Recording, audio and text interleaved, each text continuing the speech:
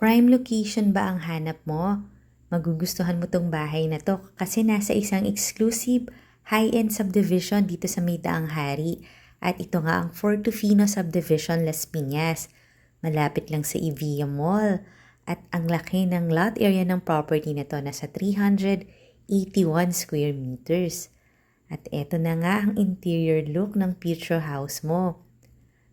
Meron tong floor area na 259 square meters.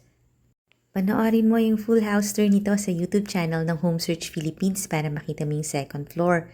Yung price and details nasa comment section. Follow and subscribe ka na kasi dito mo makikita ang dream house mo. At kapag nakasubscribe ka, lalabas sa feeds mo yung mga bagong listings. Ito yung ground floor bedroom at kanyang bathroom.